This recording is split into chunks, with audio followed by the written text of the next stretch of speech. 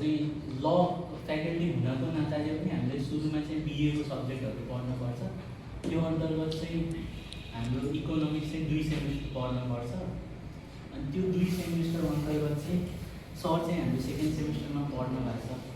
अनि हजुरको अनुभव चाहिँ अहिलेसम्म कस्तो छ सर हामीलाई? धन्यवाद। यो बिए एलएलबीमा अध्ययनरत 2nd सेमिस्टरमा अध्ययनरत विद्यार्थी भाइ बहिनीहरूले आफ्नो ज्ञानको क्षेत्रलाई, आफ्नो ज्ञानको दायरालाई अझ विस्तृत बनाउने र सिक्दै सिकाउने जाँदै गर्ने उद्देश्यले जुन कार्यक्रमको आयोजना भएको छ, यो एकदमै महत्त्वपूर्ण इनिसिएसनको रूपमा म लिन्छु। र तपाईहरूले बिए एलएलबीको चाहिँ स्टुडेन्ट विद्यार्थी भइरहँदाखेरि हामीले यो बिए एलएलबीमा डिफ्रेन्ट डिसिप्लिनका चाहिँ विषयहरूको अध्ययन गर्ने र 10औं सेमिस्टरसम्मको अध्ययन गर्दाखेरि यसले चाहिँ एउटा ब्रोड एरिया र अहिलेसम्म मैले देखेकोमा नेपालको त्रिभुवन विश्वविद्यालयको धेरै कार्यक्रमहरूमा यो बिए एलएलबी सबैभन्दा धेरै विषयहरू समेटिएको। अझ भनौँ न, आजको कन्टेक्स्टमा हामी चाहिँ धेरै यो डिजिटल प्रविधि टेक्निकल एजुकेसनको कुरा गरिरहेका छौँ। तर त्यो सँगसँगै कसरी सिद्धान्त थ्योरीलाई व्यवहारमा प्रयोग गर्ने अथवा थ्योरिटिकल ज्ञानलाई कसरी व्यवहारमा जोड्ने भन्ने उद्देश्यलाई बढी प्राथमिकता दिँदै यो बिए एलएलबीमा हाम्रो 10औं सेमिस्टरसम्म पुग्दाखेरि सामाजिक शास्त्रका सामाजिक विज्ञानहरू, अर्थशास्त्र, समाजशास्त्र, होइन, हिस्ट्री, मानवशास्त्र, यस्ता विषयहरूलाई चाहिँ कानुनमा ल्याएर जोड्ने चाहिँ प्रयत्न गरेको छ। र तपाईँहरू यस्तो विषयको चाहिँ विद्यार्थीहरू हुनुहुन्छ र तपाईँहरू मैले अघि पनि भने र यो सिक्दै सिकाउँदै जाने चाहिँ एउटा चरणको एउटा जमर्को गर्नुभएको छ। यसप्रति चाहिँ एज अ शिक्षकको नाताले पनि म हार्दिक धन्यवाद र कृतज्ञ छु। अब तपाईँले भाइले उठाउनु भएको कुरामा अर्थशास्त्र विषय किन यो कानुनको क्षेत्रमा अध्ययन गर्न आवश्यक छ भन्ने कुरालाई म थोरै प्रश्न पार्छु। अर्थशास्त्र एउटा सामाजिक विज्ञान हो जसले कुनै पनि अर्थतन्त्रको अथवा मानवीय आर्थिक व्यवहारको अध्ययन गर्ने अर्थशास्त्रको महत्त्वपूर्ण अध्ययन गर्ने विषय अर्थशास्त्र हो। र अब यो अर्थशास्त्रको सिधा सम्बन्ध कानुनसँग यो दुईटा विषय चाहिँ एक आपसमा अन्तर्निर्भर छ। किन भन्दाखेरि अहिले हामीले जस्तो भनौँ न, एउटा राज्यले कुनै पनि अर्थतन्त्र सञ्चालन गर्दाखेरि 2 किसिमको आर्थिक नीतिहरू, एउटा मौद्रिक नीति र अर्को चाहिँ वित्तीय नीति, यो दुईटा नीतिहरूको चाहिँ निर्माण गर्छ। किन भन्दा त्यो देशको आर्थिक विकास, समग्र आर्थिक विकास अन्तर्गत हामीले के बुझ्नुपर्छ भन्दाखेरि रोजगारीको सृजना, त्यस्तै गरेर देशको चाहिँ भौतिक पूर्वाधारहरूको विकास, कृषि क्षेत्रको विकास, उद्योग धन्दाहरूको विकास, होइन, यी समग्र नीति सरकारको एउटा मौद्रिक नीति हुन्छ, अर्को चाहिँ वित्तीय नीति हुन्छ। अब यो मौद्रिक नीति र वित्तीय नीति तय गरिरहँदाखेरि हामीले प्रमुख रूपमा के ध्यान दिनुपर्छ भन्दाखेरि त्यो वित्तीय नीति र फिस्कल मोनिटरी पोलिसी, दुईटा पोलिसी सरकारले बनाइरहँदाखेरि सरकारको प्रमुख उद्देश्य के हुनुपर्छ भन्दा जनताको भलाइ, जनताको कल्याण, पब्लिक वेलफेयरमा ध्यान दिनुपर्छ है। अब त्यो पब्लिक वेलफेयर अथवा मानिसहरूको अथवा जनताहरूको लाई प्रत्यक्ष रूपमा चाहिँ नकारात्मक रूपमा चाहिँ असर पर्ने अथवा जनताको अधिकार हनन हुने किसिमको चाहिँ नकारात्मक असर पर्ने खालको चाहिँ पोलिसी बनियो भने त्यसले के भयो भन्दाखेरि सिधा कानुनी राज्यको अवधारणाको चाहिँ उपहास हुन पुग्छ, अथवा राज्य स्वयंले चाहिँ जनताको हितमा काम गर्दैन अथवा जनताको भलाइको निमित्त काम गर्दैन भन्ने जनमानसमा पर्न सक्छ। त्यसैले अब अर्थशास्त्रका विषयहरू हामी चाहिँ एज अ होल एउटा चाहिँ म्याक्रो इकोनोमिक्सका विषयहरू हामी चाहिँ अध्ययन गर्छौँ। समग्र अर्थतन्त्रले कसरी काम गरिरहेको छ र ती आर्थिक क्रियाकलापहरूलाई कानुनी हिसाबले हामी कसरी व्याख्या गर्ने, कानुनमा ल्याएर कसरी जोड्ने, अथवा भोलि कुनै आर्थिक विषयसँग सम्बन्धित मुद्दामा हामीले त डिसिजन गर्नुपर्छ, त्यसको विषयमा बहस गर्नुपर्छ, त्यसको विषयमा वकालत गर्नुपर्छ। त्यो गरिरहँदाखेरि हामीलाई के जरुरी छ त भन्दाखेरि ती आर्थिक क्रियाकलापहरू अथवा ती बृहत आर्थिक चरहरूको विश्लेषण गर्नु, अध्ययन गर्नु, त्यसको ज्ञान हुनु चाहिँ एज अ चाहिँ लयर्समा पनि जरुरी छ। त्यसो भएको कारणले गर्दाखेरि पनि हामीले यो बिए एलएलबी जस्तो विषयमा अर्थशास्त्र विषय चाहिँ एउटा अनिवार्य विषयको रूपमा र जो कोहीले बुझ्नै जान्नै पर्छ, भोलि चाहिँ तपाईँहरू कानुनको चाहिँ वकालत गर्नुहुन्छ, कानुनको चाहिँ कुरा गर्नुहुन्छ, तर तपाईँसँग चाहिँ यी नलेजहरू यी आइडियाहरू छैन भनेदेखि भोलि के हुनसक्छ भन्दा तपाईँको व्याख्या, तपाईँको अध्ययन अनुसन्धान तपाईँले गर्ने चाहिँ निष्कर्ष गलत हुनसक्छ। त्यसैले यो आर्थिक अथवा अर्थशास्त्रका विषयहरूलाई कानुनमा जोड्नु अनिवार्य छ र आवश्यक छ। सर जस्तै कि अब हाम्रो चाहिँ सेमेस्टर सिस्टम हो, त्यो अनुसार हामीले चाहिँ 2 सेमेस्टरमा मात्रै पढ्न पऱ्यो इकोनोमिक्सलाई। त्यो धेरै जस्तो विद्यार्थीहरूले चाहिँ कसरी पढ्छन् भनेपछि यसलाई चाहिँ इक्जामको लागि मात्रै पढौँ न, सर्फेसली पढौँ, पास गरौँ अनि छोडिदिउँ। तर निरन्तरता चाहिँ यसलाई कसरी दिने क्या हामीले? अब यो अर्थशास्त्र कस्तो विषय हो भन्दा यो विशुद्ध व्यावहारिक विज्ञान पनि हो क्या। किन भन्दा हामी प्रत्येक दिन हामी शुद्ध बसेको के अरे बिहान उठेदेखि बेलुका चाहिँ ओछ्यानमा नसुतुन्जेलसम्म हामी सबै केही न केही हामी चाहिँ इकोनोमिक एक्टिभिटिज हाम्रो चाहिँ आवश्यकता पुरा गर्नको लागि हामी कहिले चाहिँ वस्तु बिक्री गर्छौँ, कोही बेच्छ होला, कोही किन्छ होला, कोही उपभोग गर्छ भनेको हामी एज अ व्यवहारमा के गरेछौँ भन्दा अर्थशास्त्र पढे पनि नपढे पनि हाम्रो आर्थिक व्यवहार त हाम्रो डे टु डे नै चलिरहेको हुन्छ क्या है। अब यो 2टा सेमेस्टरमा मात्रै अर्थशास्त्रलाई राख्नुको पछाडिको कारण हामीले भने हाम्रो चाहिँ कानुनको सम्बन्ध चाहिँ सामाजिक विज्ञानका चाहिँ सम्पूर्ण विषयहरूसँग यसको सम्बन्ध छ र भोलि चाहिँ तपाईँहरू कानुनको कुरा गरिरहँदाखेरि अथवा चाहिँ बहस गरिरहँदाखेरि आफ्नो पेसामा चाहिँ एज अ लयरको रूपमा चाहिँ आफ्नो पेसा सञ्चालन गरिरहँदाखेरि तपाईँले चाहिँ मल्टिडिसिप्लिनरी क्षेत्रका चाहिँ एजेन्डाहरू मुद्दाहरूमा तपाईँहरूले चाहिँ बहस गर्नुपर्ने हुन्छ, त्यो विषयमा चाहिँ तपाईँहरू चाहिँ लड्नुपर्ने हुन्छ।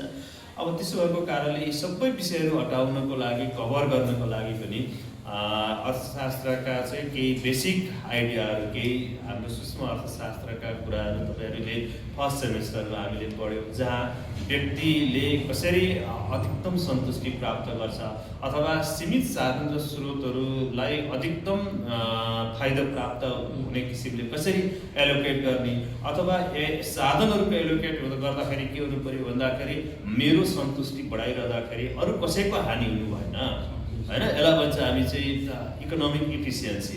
अब हो यो कुराहरू हामीले माइक्रो इकोनोमिक्सबाट सिकेको कुराहरू तपाईँहरूले त्यो आइडिया त्यसको चाहिँ ज्ञान तपाईँहरूले प्राप्त गर्नुभयो। अब अहिले हामी तपाईँहरू सेकेन्ड सेमेस्टरमा पुगिसकेपछि एज अ होल इकोनोमीले चाहिँ कसरी काम गरेको हुन्छ र इकोनोमिक एक्टिभिटी अथवा भनौँ न इकोनोमीलाई कसरी बुझ्ने भनेको हामी यहाँ चाहिँ इकोनोमिक सिस्टमहरू के छ, त्यस्तै गरेर हाम्रो चाहिँ इन्फ्लेसन, डिफ्लेसन, ट्रेड साइकलका कुराहरू र इन्टरनेसनल ट्रेड र इन्टरनेसनल अर्गनाइजेसनहरूमा ले कसरी चाहिँ इकोनोमीलाई चाहिँ इफेक्ट पारेको हुन्छ, त्यसमा चाहिँ कुनै पनि इकोनोमीको भूमिका के हुन्छ, डब्लुटिओले मा चाहिँ एसोसिएट भइसकेपछि हामीले गर्नुपर्ने जिम्मेवारी के हो र हामीले प्राप्त गर्ने फाइदा के हो, यस्ता यावत कुराहरू हामीले के गर्यौँ त भन्दाखेरि अध्ययन गर्न पाउँछौँ। यसले हेर्दाखेरि हामी के बुझ्छौँ भन्दाखेरि यहाँ कोर्सको विषयमा थोरै थोरै कुरा राखे पनि एकातिर चाहिँ तपाईँहरूको कोर्समा पब्लिक इकोनोमिक्सको कुरा पनि चाहिँ गभर्मेन्ट फाइनेन्स, पब्लिक फाइनेन्सको कुरा पनि इन्क्लुड गरिएको छ। अनि सँगसँगै तपाईँहरूलाई चाहिँ यो international economics trade, balance of payment होइन, इन्टरनेसनल ट्रेडको कुरा पनि तपाईँहरूको कोर्समा चाहिँ समावेश गरिएको छ। अनि सँगसँगै चाहिँ हाम्रो यो म्याक्रो इकोनोमिक इस्युजहरू, इन्फ्लेसनको कुरा भयो, अनइम्प्लोइमेन्टको कुरा भयो होइन, यी कुराहरूलाई पनि तपाईँहरू सँगसँगै र अर्को मार्केट फेलियरको कुरा भनेको अघि हामीले भन्यौँ नि गभर्मेन्टले इन्टरभेन्सन गर्छ, गभर्मेन्ट इन्टरभेन्सन चाहिन्छ, तर गभर्मेन्टले इन्टरभेन्सन गरिरहँदाखेरि कहिलेकाहीँ हाम्रो इकोनोमीमा क्राउडिङ आउट इफेक्ट चाहिँ हुनसक्छ। त्यो कुरालाई कसरी म्यानेज गर्ने भन्ने सन्दर्भमा पनि तपाईँहरूलाई चाहिँ कोर्समा पढ्नको लागि चाहिँ यो कुराहरू कनेक्ट गरेको छ। त्यसो हुँदाखेरि अहिले ब्याचलर लेभलको विद्यार्थीले यति नलेज, इकोनोमिक्सको नलेज राखिदिँदाखेरि मलाई जहाँसम्म लाग्छ यो पर्याप्त हुने किसिमले नै कोर्सको डिजाइन चाहिँ गरेका छ। अब यसलाई हामीले कसरी व्यावहारिक ढङ्गले बुझ्ने अथवा व्यावहारिक अर्थशास्त्रका विषयहरूलाई इकोनोमिक इस्युजहरूलाई जोड्ने भन्ने कुरा चाहिँ अब हामीले अध्ययन गरिसकेपछिको हाम्रो व्यवहारमा डे टु डेको कुरालाई हामीले जोड्न जरुरी छ। अब अर्को कुरा पनि म यहाँ सँगसँगै राखिरहेको छु, यो अर्थशास्त्रको विषय तपाईँले उठाउनु भएको, हामीले चाहिँ सानो क्लासमा कतिले पढ्यो कतिले पढिएन, अनि अहिले चाहिँ आइसकेपछि पढ्दाखेरि चाहिँ विशुद्ध थ्योरिटिकल सब्जेक्ट जस्तो पनि लाग्ने, अनि विद्यार्थीहरूले के पनि गर्ने भन्दा एक्जामको बेला चाहिँ एक्जामको रुटिन आएपछि 1-2-4 दिन अगाडि हामीले चाहिँ पास गर्दाखेरि पढ्यो भनेदेखि यो थ्योरी सब्जेक्ट हो पास गरिन्छ भन्ने हिसाबले चाहिँ अध्ययन गर्ने। धेरै मैले यो लामो समयसम्मको चाहिँ शिक्षण अनुभवले मलाई त्यो बताउँछ क्या।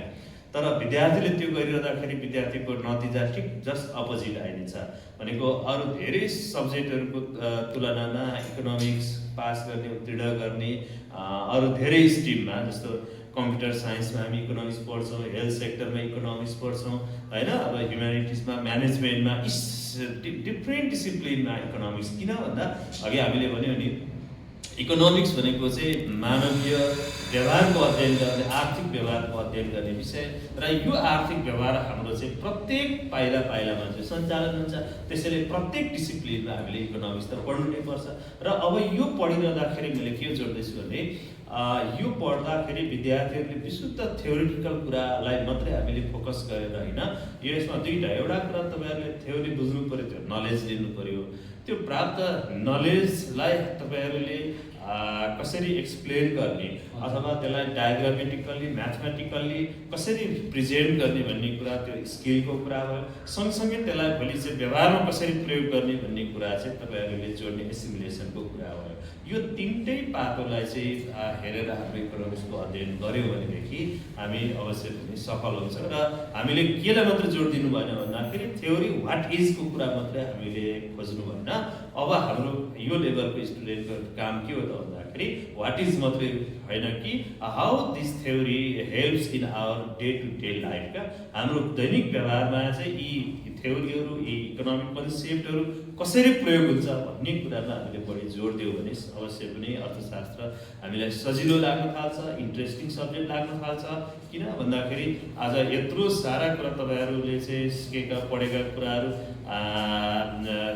जस्तो हाम्रो देशको चाहिँ जिडिपीको ग्रोथ रेट चाहिँ हुन नसक्ने, इम्प्लोइमेन्ट अपर्च्युनिटीहरू चाहिँ हुन नसक्ने, इन्डस्ट्रियल डेभलपमेन्ट हुन नसक्ने, एग्रिकल्चर सेक्टरको मोडर्नाइजेसन हुन नसक्ने, यी यावत कुराहरू छन् नि हाम्रो। यी सबै कुरालाई चाहिँ तपाईँहरूले के गर्नु पऱ्यो भने अर्थशास्त्र दृष्टिकोणबाट विश्लेषण गर्ने, त्यसरी सोच्ने बानीको विकास गर्नु चाहिँ जरुरी छ। सुभाष, अब हजुरले राखेको प्रश्न होइन, म चाहिँ सरलाई के प्रश्न गर्छु भने यो इकोनोमिक्स हामीले इकोनोमिक्स होइन अरू सबै सब्जेक्टहरू हामीले जसरी पढिरहेको हुन्छौँ यहाँनिर थ्योरिटिकल सब्जेक्टहरू, यसलाई चाहिँ अघि सरले पनि भन्नुभयो प्र्याक्टिकल थ्योरिटिकलमा मात्रै ध्यान दिएर पढ्छौँ विद्यार्थीहरूले। यसलाई चाहिँ इकोनोमिक्सलाई अब पछि गएर त होला, तर अहिले चाहिँ हामीले अहिलेको कन्डिसनमा चाहिँ कसरी यसलाई प्र्याक्टिकल्ली हेर्न प्र्याक्टिकल लाइफमा चाहिँ युज गर्नु खोजिन्छ।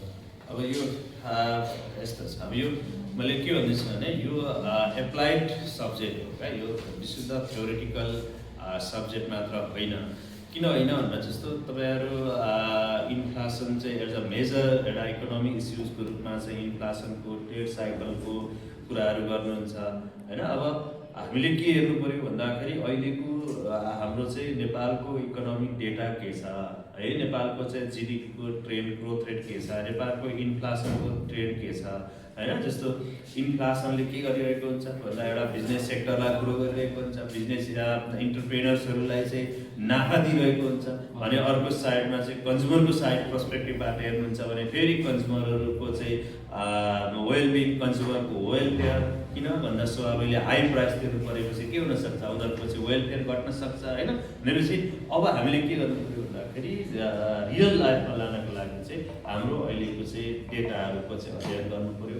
इकोनोमिक डेटाहरू एनालाइसिस गर्नु पऱ्यो, हाम्रा चाहिँ जिडिपीका कुरा, इन्फ्लेसन, पर क्यापिटा इन्कमका कुराहरू होइन, यिनीहरूले हाम्रो डे टु डे लाइफमा चाहिँ कस्तो इफेक्ट पारेको छ भन्ने कुरालाई हामीले एउटा त थ्योरी पढिरहँदाखेरि हामी के भन्छ भने व्हाट इज थ्योरी, किताबमा चाहिँ के कुरा लेखिएको छ भन्ने कुरा र हाम्रो चाहिँ एकदमै एक्जामिनेसन पोइन्ट अफ भ्यूबाट मात्र हामी पढ्ने गर्छौँ। तर सँगसँगै यसले हामीलाई चाहिँ कसरी इम्प्याक्ट पाइरहेको छ भन्ने कुरालाई हामी कम ध्यान दिन्छौँ क्या।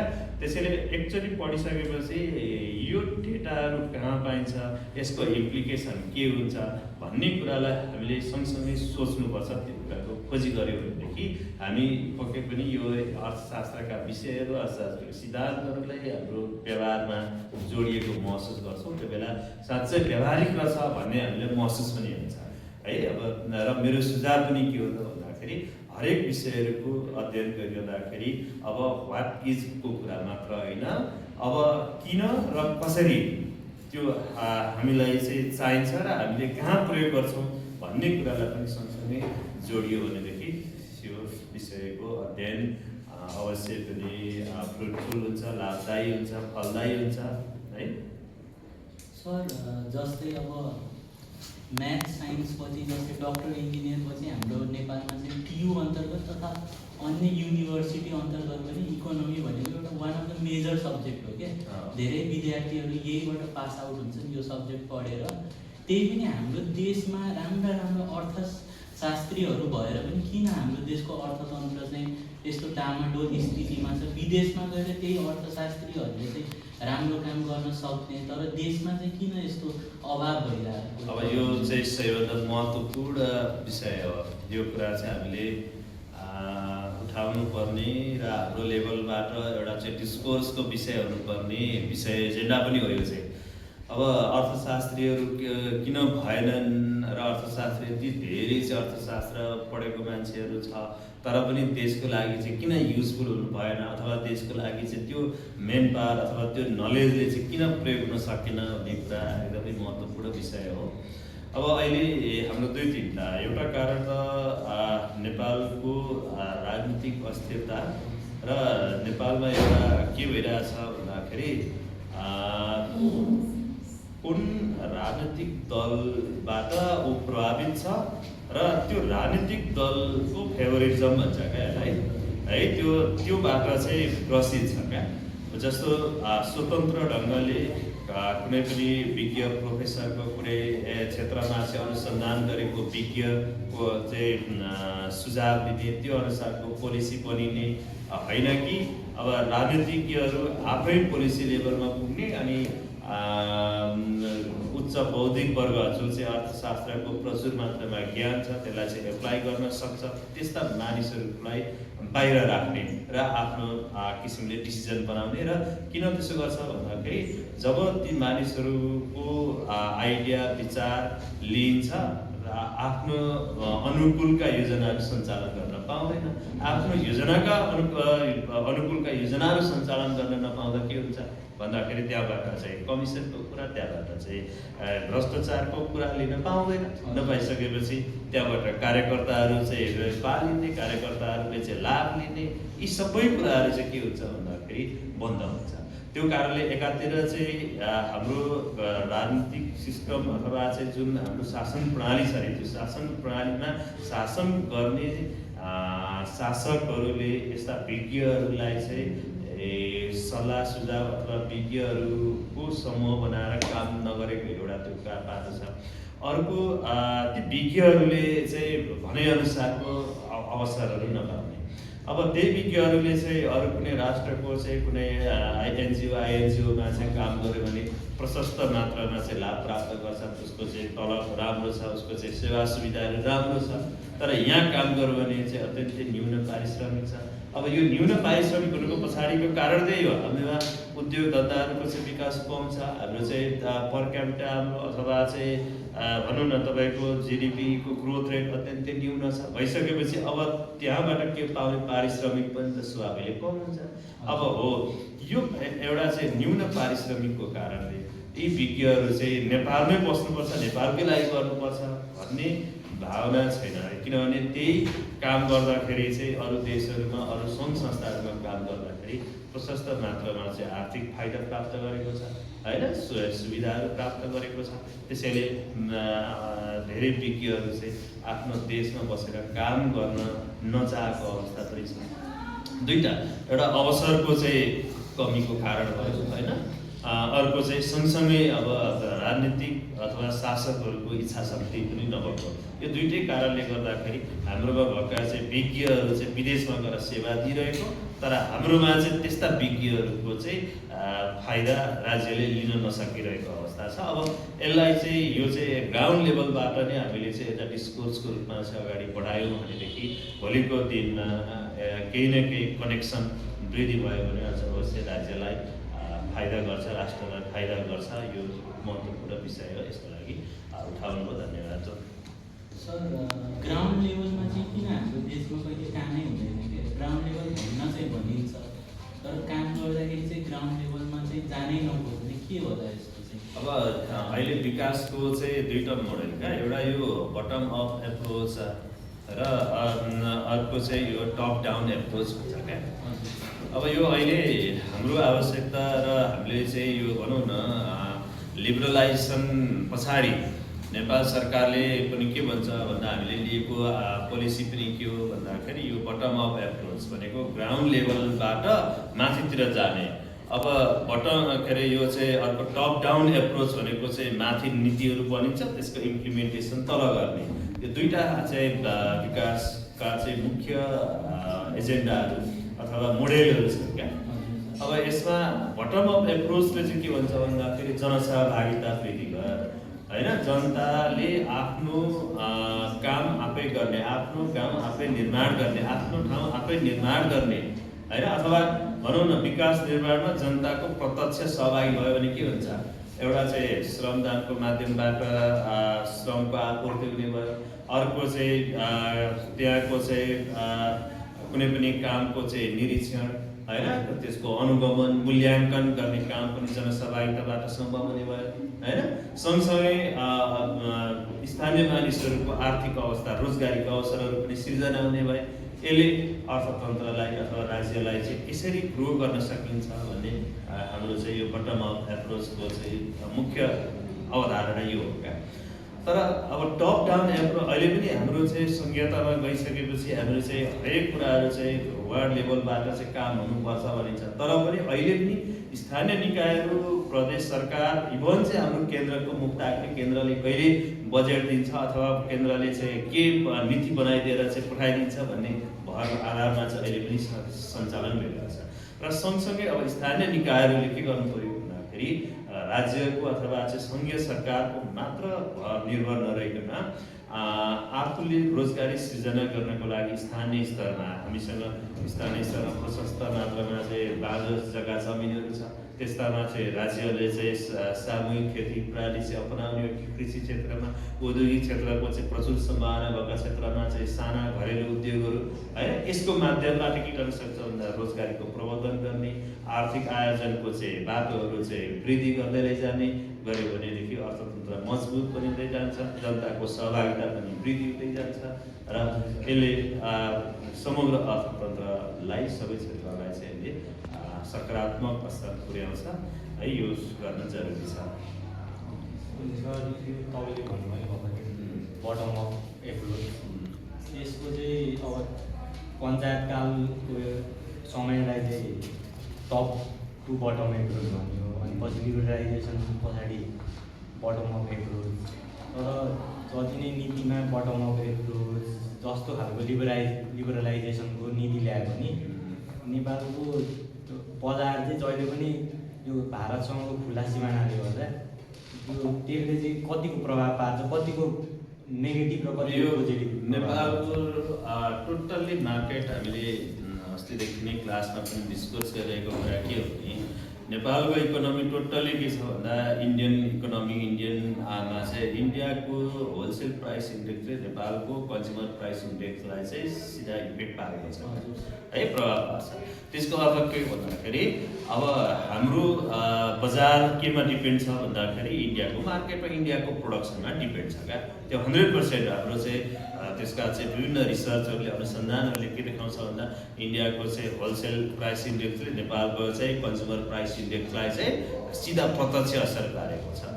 अब यो दुईवटा खुला सिमानाको कारणले एकातिर चाहिँ हाम्रो घरेलु उद्योगहरूले उत्पादन गरेका वस्तुहरूले को बजारीकरण हामीलाई चाहिँ नेगेटिभ इफेक्ट पारेको छ क्या। किन भन्दा हाम्रा वस्तुहरूले चाहिँ ती वस्तुहरूसँग प्रतिस्पर्धा गर्न सक्दैन।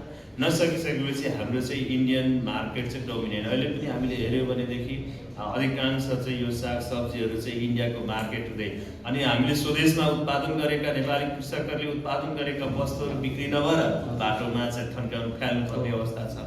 त्यही वस्तु चाहिँ इन्डियाबाट आउँदा किन आउँदा उहाँबाट सस्तो मूल्यमा आइदिन्छ, उहाँको उत्पादन लागत कम छ होइन, उत्पादन लागत न्यून भएको कारणले गर्दाखेरि हाम्रोमा उत्पादन लागत चाहिँ महँगो छ।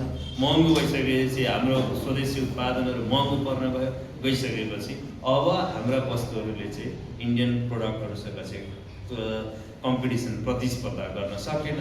फलस्वरूप हामीलाई के भयो भन्दाखेरि यसले चाहिँ नकारात्मक रूपमा चाहिँ असर हाम्रो पारेको छ। अब यसको लागि प्रतिस्पर्धी क्षमता वृद्धि गर्नु पर्यो। राज्यले चाहिँ हाम्रा उद्योगहरूलाई हाम्रो व्यापारलाई प्रोत्साहन गर्नु पर्यो अथवा चाहिँ कृषकहरूले उत्पादन गरेका वस्तुहरूको चाहिँ ट्रेडमार्कको चाहिँ व्यवस्था गर्नु पर्यो होइन, व्यापार चिन्ह दिने यस्ता खालका चाहिँ प्रोभिजनहरू चाहिँ गर्दै गयो भनेदेखि बिस्तारै हाम्रो चाहिँ यो यस्ता ग्राउन्ड लेभलमा पनि हाम्रो इकोनोमीलाई चाहिँ बिस्तारै बजारको विस्तार पनि गर्न सकिन्छ। यो चाहिँ महत्त्वपूर्ण काम। सर यो जस्तै लिबरलाइजेसन ग्लोबलाइजेसन प्राइभेटाइजेसनभित्र चाहिँ अब कुरा गरौँ कि देशमा आउने धेरै ग्लोबल कम्पनीहरूको छैन क्या, त्यसको स्थापना गरेको छैन। त्यसैमाथि जो एउटा दुईवटा छन् तिनीहरूमध्ये एउटा एन्सन नै इक्जाम्पल दिउँ, उसलाई चाहिँ अब गभर्मेन्टले नै एनडिसीले नै टेक ओभर गर्छु भनिरहेछ क्या। त्यसले चाहिँ बाहिरको विदेशी जो इन्भेस्टरहरूलाई चाहिँ कस्तो मतलब कि सङ्केत जान्छ कि हामीले देशमा यो नेपाल देशमा इन्भेस्ट गर्नुपर्छ कि नै भनेर नेगेटिभ सङ्केत गइरहेछ नि त, त्यसलाई चाहिँ कसरी? सबभन्दा पहिलो कुरा भनेको यो वैदेशिक लगानीको लागि हाम्रो पहिलो कुरा हाम्रो पूर्वाधार र यो सुरक्षाको ग्यारेन्टी हुनुपर्छ क्या। त्यसको कुरा भनेको राज्यले लिनुपर्छ है। राज्यले जब लगानीकर्ताहरूलाई आश्वस्त बनाउन सक्छ, विश्वस्त बनाउन सक्छ, नेपाल चाहिँ लगानी गर्नको लागि सुरक्षित छ, यहाँ उत्पादन गरेको वस्तु भोलि चाहिँ बजारीकरण अथवा मार्केट चाहिँ राम्रो छ र यहाँ लगानी गरिरहँदाखेरि चाहिँ राज्यको सुरक्षा भनेको कानुनी रूपमा कुरा भयो, करको सुनिश्चितता भोलि चाहिँ आज करको एउटा कुरा छ, भोलि चाहिँ 81 करको चाहिँ दर बढेर पुग्यो भनेदेखि फेरि त्यसले पनि के गर्दैन भन्दा अनुमान नै गर्न सक्दैन क्या। कुनै पनि लगानीकर्ताले नेपालको इकोनोमीमा लगानी गर्नको लागि अहिले अनुमान गर्न सक्दैन क्या। किन भन्दा यसको चाहिँ डिमान्ड के छ अथवा चाहिँ रेट अफ इन्ट्रेस्टमा चाहिँ बारम्बार परिवर्तन भइरहने, करका दरमा बारम्बार परिवर्तन भइरहने भनेको यी सबै कुराको चाहिँ सुनिश्चित गर्नको लागि सुरक्षा गर्नु पर्यो। त्यो सबै सुरक्षाको ग्यारेन्टी के गर्नु पर्यो भने राज्यले सुनिश्चित गर्नु पर्यो।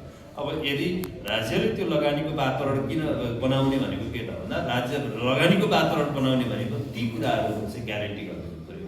यसले के गर्छ भन्दाखेरि स्वाभाविक विदेशी लगानीकर्ताहरू नेपालमा प्रशस्त मात्रामा चाहिँ धेरै लगानी सम्मेलनहरू भएका छन्। प्रदेश सरकारले लगानी सम्मेलन गर्छ, त्यस्तै गरेर सङ्घीय सरकारले चाहिँ नेपालमा लगानी गरिदिनु पर्यो भनेर चाहिँ विदेशी कम्पनीहरूलाई चाहिँ मल्टिनेसनल अर्गनाइजेसनहरूलाई चाहिँ गर्छ। तर पनि ती लगानीकर्ताहरू किन विश्वस्त छैन भन्दाखेरि नेपालको कानुनी प्रावधान, नेपालको चाहिँ स्टेबिलिटी स्थिरताको कुरा, यी सबै कुराले गर्दाखेरि नेपालको इकोनोमीमा जति हाम्रो चाहिँ वैदेशिक क्षेत्रबाट मल्टिनेसनल कम्पनीहरूले चाहिँ लगानी गर्ने अवसरहरू ठाउँहरू प्रशस्त हुँदाहुँदै पनि लगानी गर्न सकिरहेको अवस्था छैन। त्यसको एउटै मात्रै के हो भन्दाखेरि अब यहाँ त्यो लगानीको सुरक्षाको ग्यारेन्टी, सुरक्षा भने दुई तिनवटा कुरा, एउटा उनीहरूको भौतिक सम्पत्तिको कुरा, अर्को चाहिँ भोलि करको कुरा, अर्को चाहिँ नाफाका कुराहरू, अर्को चाहिँ इन्ट्रेस्ट बजार इन्ट्रेस्टका कुराहरू होइन। यी सबै कुराहरू चाहिँ के हुनुपर्छ भन्दाखेरि सुनिश्चित भयो भनेदेखि वैदेशिक लगानी अवश्य भित्र्याउन सहज हुन्छ र विदेशी लगानीकर्ताहरू नेपालमा लगानी गर्ने वातावरण खोजेर बसेको अवस्था छ क्या अहिले है। धेरै लगानीकर्ताहरू नेपालमा लगानी गर्न चाहन्छ, तर यहाँको अवस्थाको कारणले गर्दाखेरि ठ्याक्कै डिसिजन गर्न नसक्ने कन्डिसन छ। त्यो चाहिँ अब लगानीको वातावरण बनाउनुपर्छ। तर यो वातावरण बनाउनु पर्छ भन्ने गर्दाखेरि अस्तिको जुन भनौँ 23 र 24 गतिको जुन आन्दोलन भयो, त्यसले गर्दाखेरि चाहिँ अब हिल्टन होटल जुन चाहिँ एउटा ओल्डको होटल चेन हो, त्यसमा पनि धेरै नकारात्मक प्रभाव पर्यो। मैले भने त्यही भएर यो राज्यले सुरक्षाको ग्यारेन्टी लिनुपर्छ। त्यो राज्यको दायित्व। कुनै पनि लगानीकर्तालाई, कुनै पनि व्यवसायलाई सुरक्षा दिनु भनेको राज्यको दायित्व हो। अब त्यो लगानीकर्ताहरू चाहिँ अब अरबौँ बराबरको चाहिँ अब सम्पत्तिहरू अथवा कतिपय इन्डस्ट्रीहरू होइन, हाम्रो हिल टाउन भयो, त्यस्तै गरेर अर्को होटल बन्द हुने चरणमा पुग्यो होइन। यी सबै कुराहरूको त अब के हो भन्दाखेरि मैले अघि भने सुरक्षा भनेकै त्यही हो क्या। यस्तो वातावरण बन्न दिनु भएन, यस्तो वातावरण बनिँदैन भन्ने कुराको सुनिश्चित हुनु पऱ्यो लगानीकर्ताहरूलाई, अनि मात्र लगानी गर्न तयार हुन्छ। अब ती कुराहरू जस्तो भनौँ न, भदौ 24 गतेको घटना पनि के त भन्दाखेरि राज्यको अकर्मण्यता, राज्यले अहिलेसम्म गर्नुपर्ने जति पनि भूमिका निर्वाह गर्नुपर्छ त्यो नगरेकै कारणले उब्जिएको होला नि त होइन, जनआक्रोश उब्जिएको होला नि त होइन। त्यसैले त्यो कुरा पनि जोडिएर आउँछ है। ल अब यो समसामय कुराकानीको लागि है धेरै धेरै धन्यवाद। अन्तिम प्रश्न एउटा चाहिँ जस्तै हाम्रो नेपालमा विभिन्न प्रकारका पार्टीहरू छन्, उनीहरूको सिद्धान्त पनि फरक फरक छ। अब कसैले चाहिँ एलायन्स बनाएर चाहिँ सरकार गठन गर्छन्, अनि त्यतिखेर नै हाम्रो यो बजेट पास हुन्छ नि त।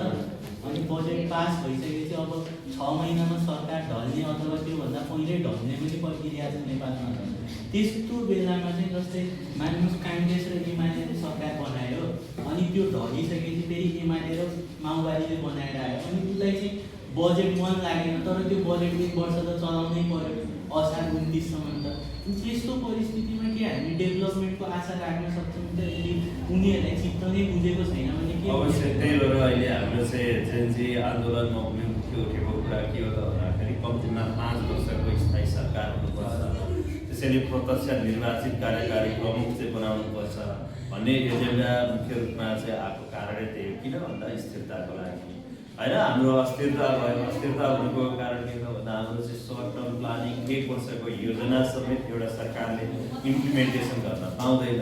अनि एउटा सरकारको चाहिँ जुन अब्जेक्टिभ, जुन मिसन भिजनमा काम गरिरहेको छ, बिचमा अर्को सरकार आउने बित्तिकै उसको मिसन भिजन र गोल मिल्दैन। नमिलिसकेपछि के हुँदैन भन्दा हाम्रो बजेट सही ठाउँमा सदुपयोग हुन सक्दैन।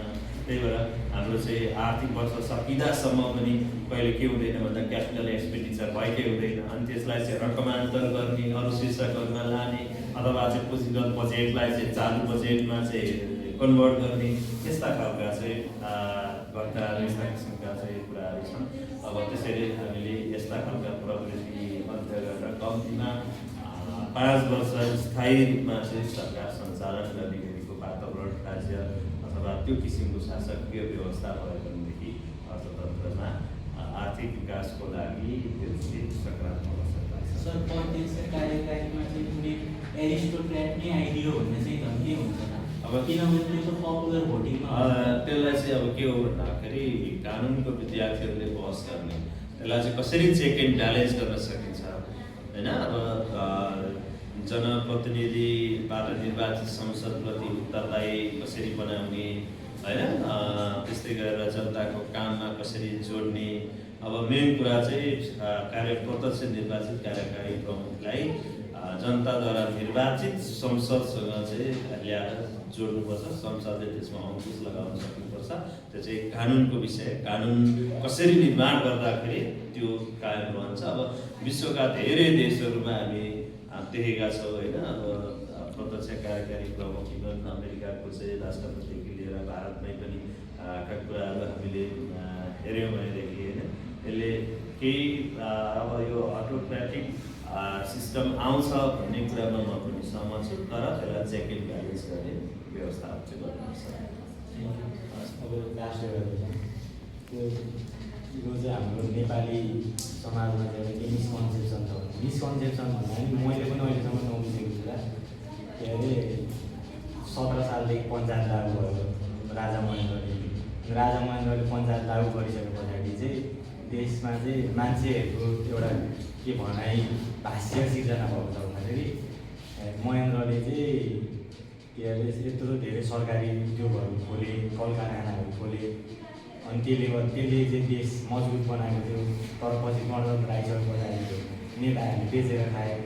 अनि देश चाहिँ गणतन्त्र आइसके पछाडि नै चाहिँ देशको इकोनोमी चाहिँ खलास खत्तमै भएको हो भन्ने कुरा चाहिँ एउटा औद्योगिक क्षेत्रको विकास चाहिँ होसवाबेले हो। पञ्चायत व्यवस्थामा राजा महेन्द्रको पालामा महेन्द्रको भिजन अनुसारै नेपालमा चाहिँ पूर्वदेखि पश्चिमसँग जोड्ने राजमार्ग चाहिँ निर्माण भयो है।